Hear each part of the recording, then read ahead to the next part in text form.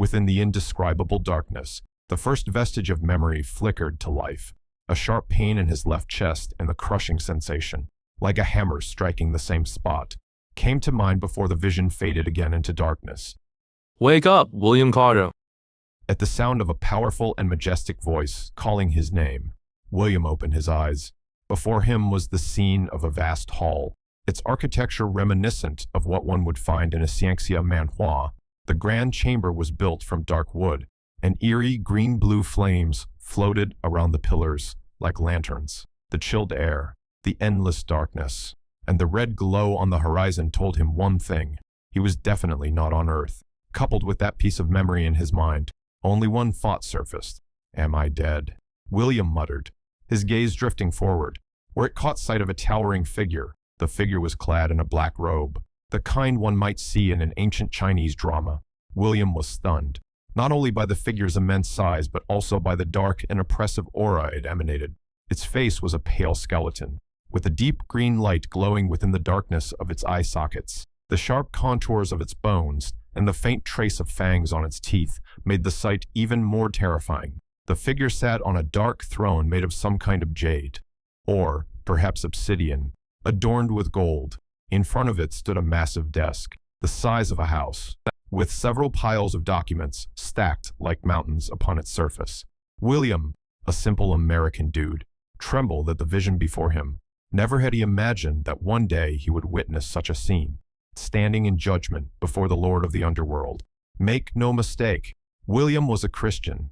At least, he thought so. Though the number of times he had actually set foot in a church during his short life could easily be counted on one hand.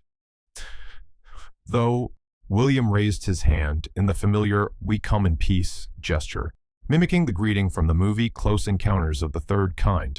What William didn't know was why the hell he had ended up in this kind of hell. Last time he checked, he was fairly certain he didn't have any Asian ancestor. The figure in dark looked at William. There was nothing William could discern from the figure's skeletal face, whether it was anger, happiness, or irritation. There are many things I want to correct about you, William Carter, the figure spoke. But first, let's start with that. The figure pointed at William's "We come in peace" gesture. I'm not some extraterrestrial life form in Spielberg's movie, so stop it. William immediately lowered his hand. Good, the figure nodded. His bony hand picked up the documents in front of him, while his other hand reached for a pair of glasses resting on the desk and put them on. The Lord of Death hummed softly, looking over the document. William Carter, your streamer, name's AIM Boombox, age 32nd, died 23 August 200X. Working as a content creator, you took the path of a nuisance streamer after stumbling into accidental fame from toxic streaming. You were quite successful, amassing a net worth of more than $20 million. The Lord of Death adjusted his glasses as he read. Your girlfriend, Cindy Liu, broke up with you due to the stress caused by constant harassment from your haters. Your family also suffered collateral damage, receiving death threats and grotesque packages sent to their home. After the anti-nuisance movement gained traction, you were about to be banned from your platform, but in a reckless bid for your career, you doubled down on nuisance streaming by blasting a boombox in an angry neighborhood in Texas, where you were shot with a hunting rifle. The bullet struck your heart, and you died instantly, ending both your life and career. The Lord of Death set the document down, looking at William through the lens. Is there any mistake in what I've read? William was shaken. That was the sum of his life right there. Now he was sure that he was definitely dead, and this place was some kind of hell. Yes, Your Honor, there's no mistake.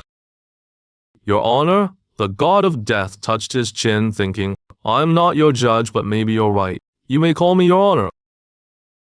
William nodded and waited for the God of Death to continue. William Carter, as you can see, the God of Death raised his hand, gesturing to the Great Hall. This place is not your world, at least. Not the version of hell you were supposed to go to. William was startled. You mean I'm in another world's hell? Don't tell me I've ended up in some kind of Xiangxia version of hell. Ha ha! I forced a laugh to lighten the mood, but the God of Death nodded in confirmation. You're serious, William muttered. The God of Death pointed his bony hand at his own face. Does this face look like someone who's joking? Offend if it did. How would I know? There's not even a shred of flesh on your damn face. William smiled wryly, keeping the thought to himself.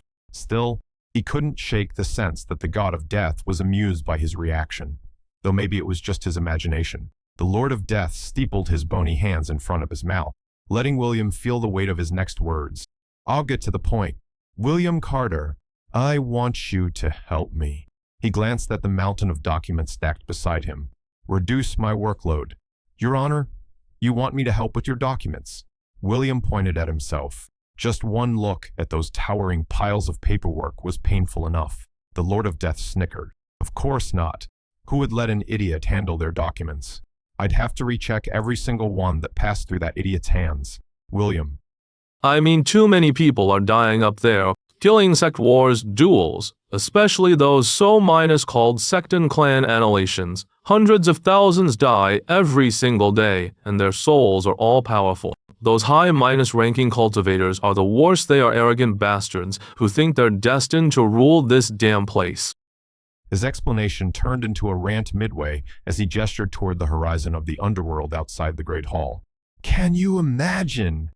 Some of them are strong enough to beat up my lieutenants, and I've had to beat the shit out of them myself. Even for me, that's too much. I am the ruler of death, not some low-level laborer. If I have to do everything myself, then why the hell did I even hire them? To drain away my goddamn underworld chi. At the end of his rant, the Lord of Death seemed to calm down, as if he had vented all of his frustration. The Lord of Death faked a cough to regain his composure. Then he returned to the same posture, steepling his hands in front of his mouth. I'm going to give you an offer you can't refuse, he began, raising one hand and pointing upward. Are you some kind of a mob boss? William retorted inside his mind. I'll give you a second chance at life, with a little bonus to enjoy while you're up there.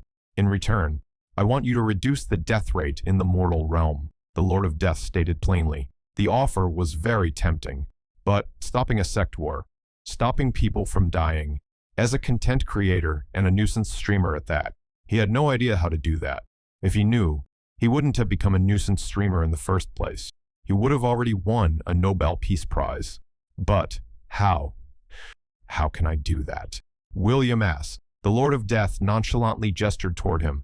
How would I know? You are the solution I brought into this world. It's your job. Not mine. Oh, he said, as if it were none of his business. Me. A solution. William frowned. Why are you so sure that I'm the solution? More importantly, why are you calling me an American to a world tied to Chinese lore and mythology? Shouldn't you be summoning someone with the surname Yun? Chen. Quinn slowed down his stride. Or Lin. First, the Lord of Death raised his bony index finger. I'm sure you are the solution because I asked heaven for a prophecy, and the one with the greatest chance of fixing my problem was you. Second, he raised another finger. I already invited the people you mentioned, and 9 times out of 10, they made things worse. They tried to unify the world, only for it to fall apart again later. When you subtract the deaths from their so-called unification, the lives saved were not worth the investment. Third, he raised a third finger. You're an avid fan of wuxia and xiangxia novels. I even know you have an American Chinese girlfriend because you wanted a jade beauty of your own. So, I think you should be able to come up with a solution based on your preferences. William. Poe, what will it be? William Carter, will you accept? I'll send you back to your world, and you'll be processed according to your underworld system. And I can tell you, living the life of a nuisance streamer is not good for you. Although you're not a mass murderer, a genocide war criminal, a D-ouch bad corrupt politician, or a drug lord, those people are major league and will surely go to eternal hell. But you shouldn't expect anything like heaven either, if you know what I mean. The Lord of Death explained. Hearing this, William gulped down his saliva. He knew he wasn't one of those major league heavyweights. Sure, but he didn't want to find out what awaited him. He wasn't a saint, but he wasn't a bad guy either.